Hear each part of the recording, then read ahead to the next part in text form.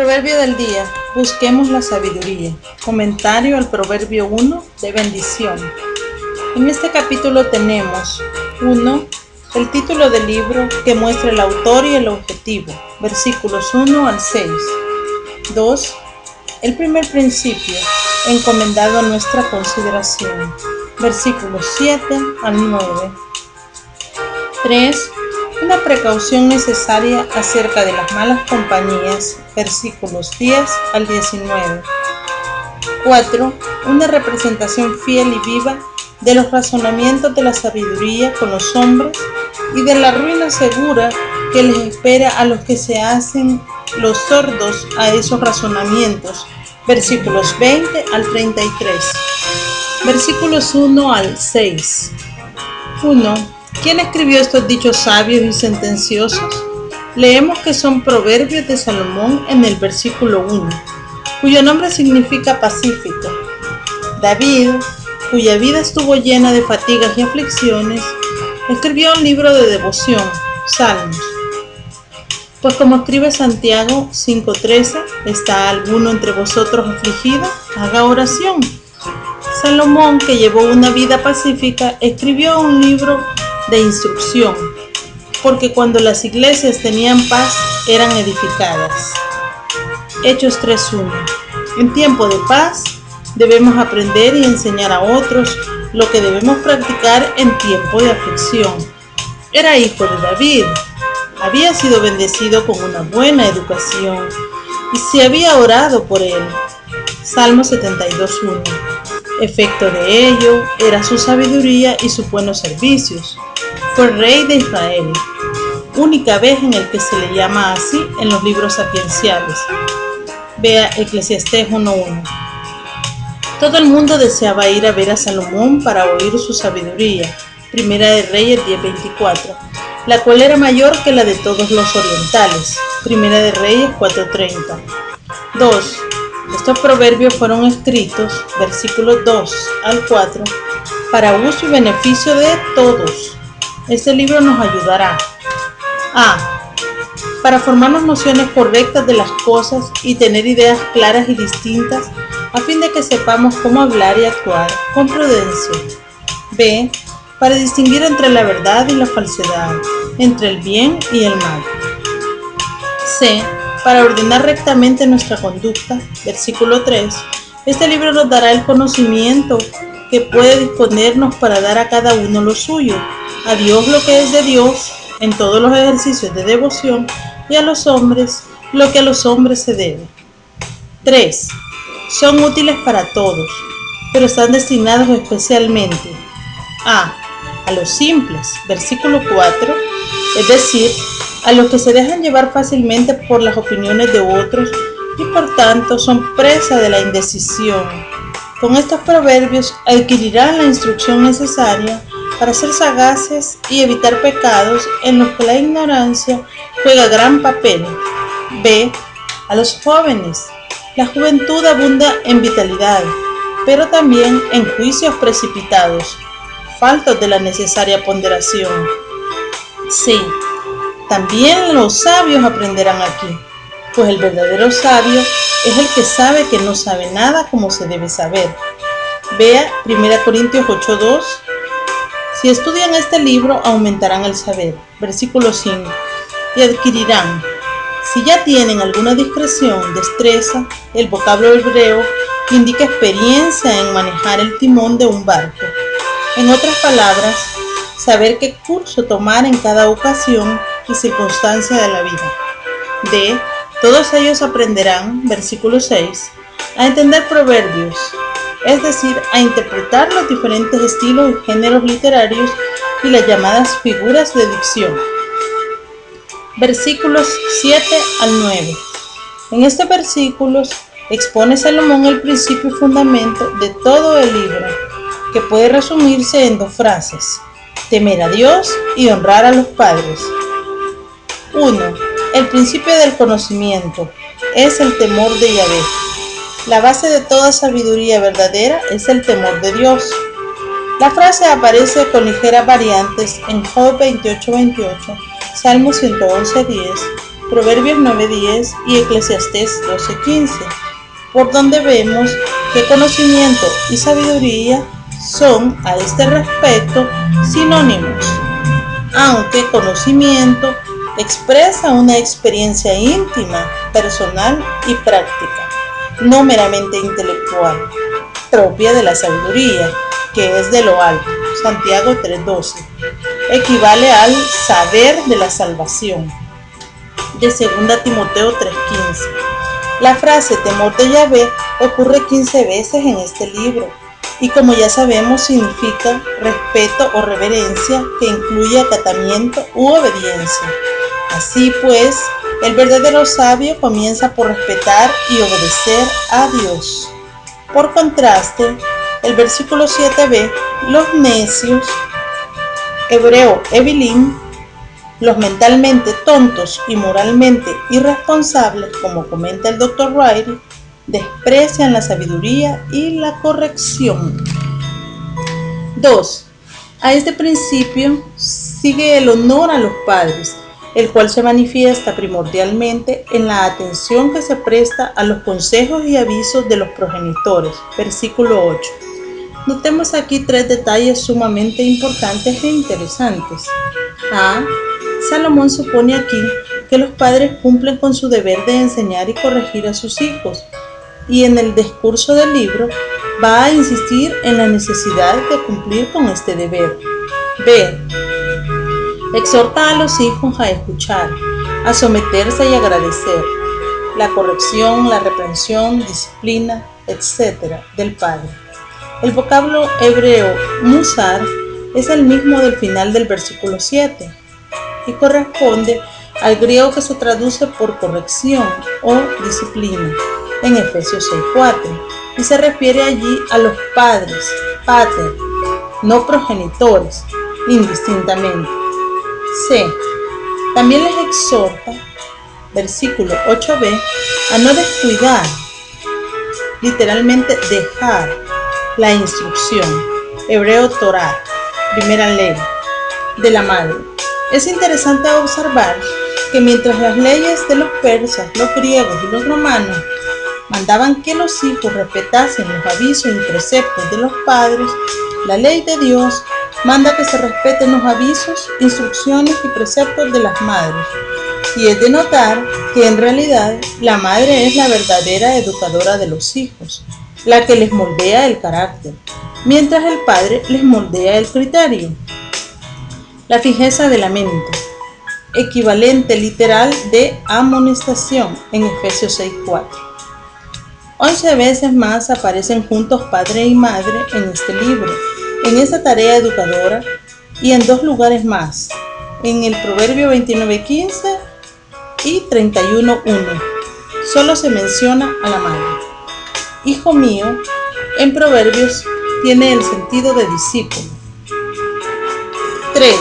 Con 2 bellas comparaciones, versículo 9, describe Salomón el buen resultado que al joven se le seguirá de prestar atención a la corrección de su padre y a la instrucción de la madre. Guirnalda que agracia la cabeza y collar que adorne el cuello, comenta J.J. Serrano.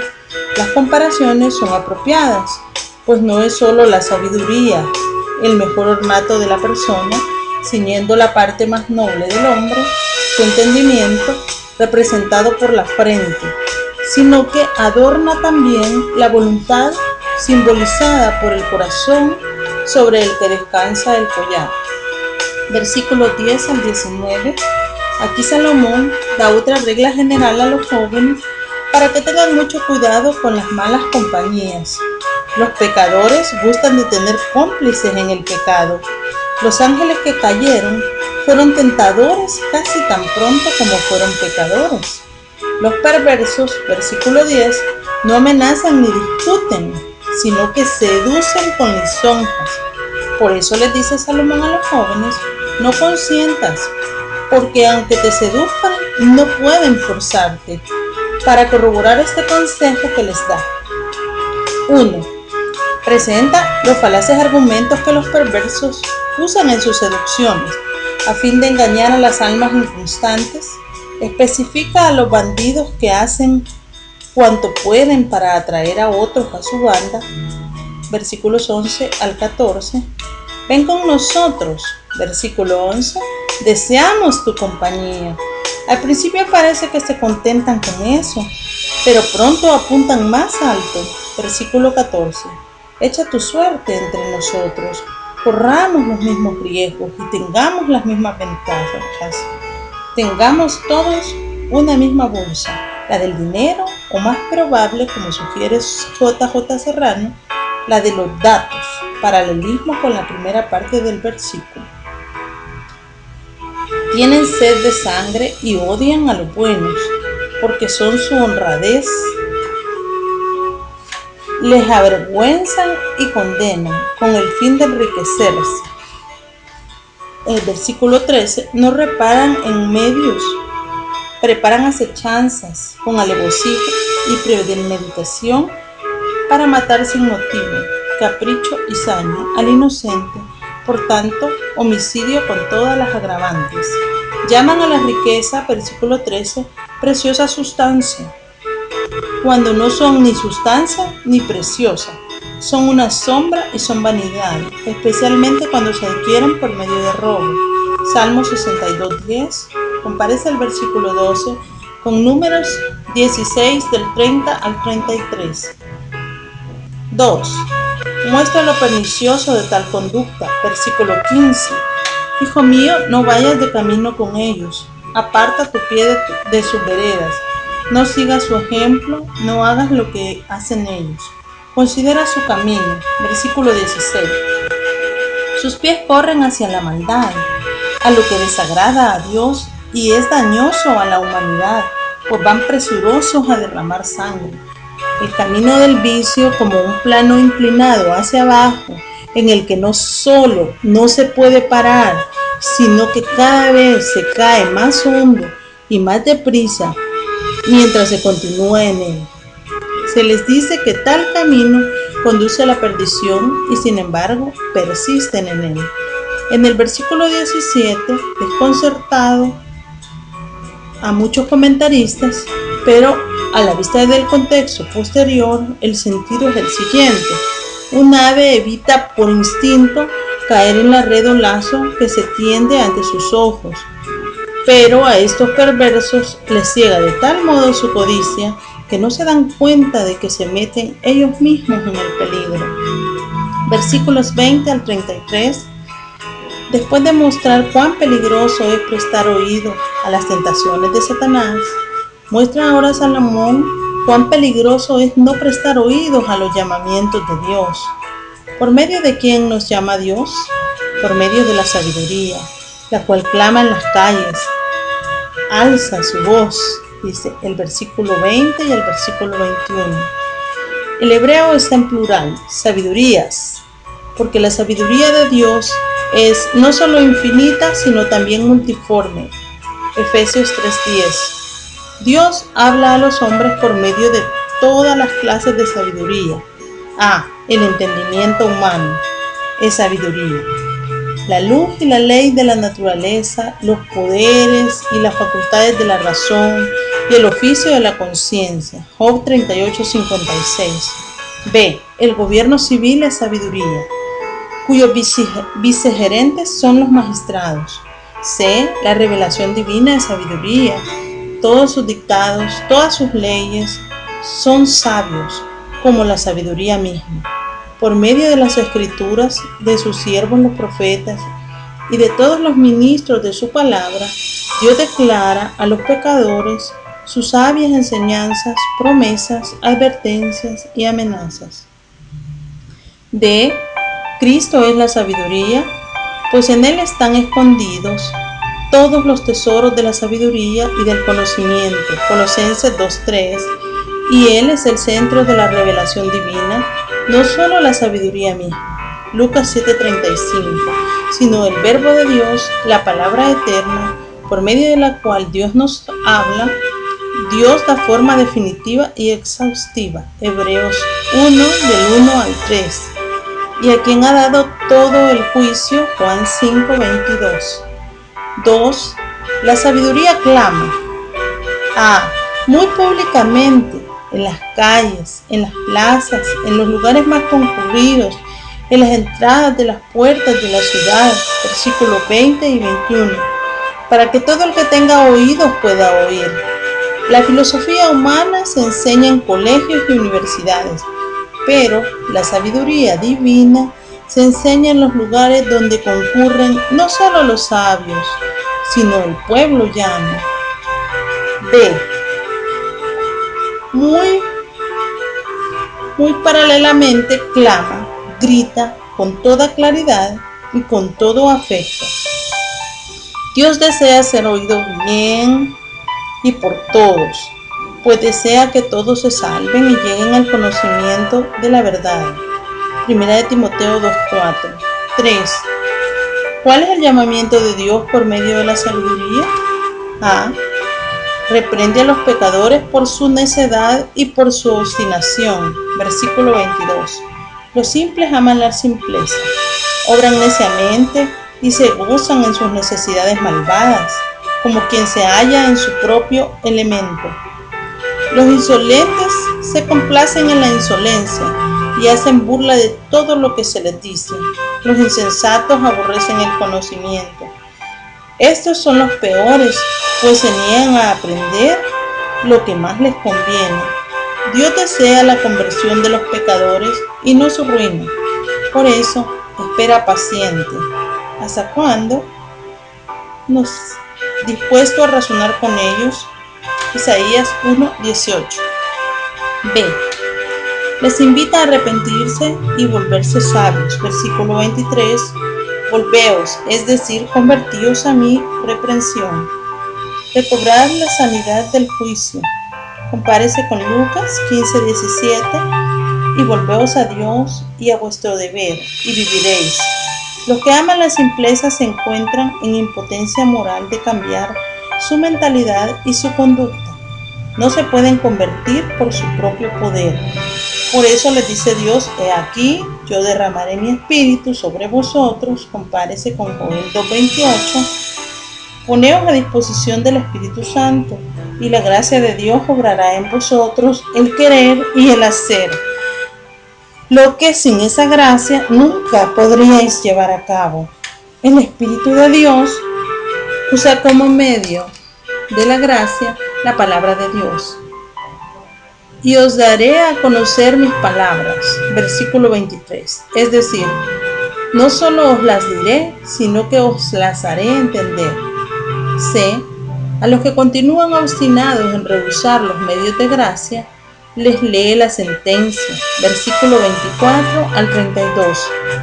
El crimen es, en pocas palabras, rechazar el ofrecimiento de la gracia y rehusar someterse a las condiciones del Evangelio, lo que les habría salvado de la maldición de la ley de Dios y del dominio de la ley del pecado.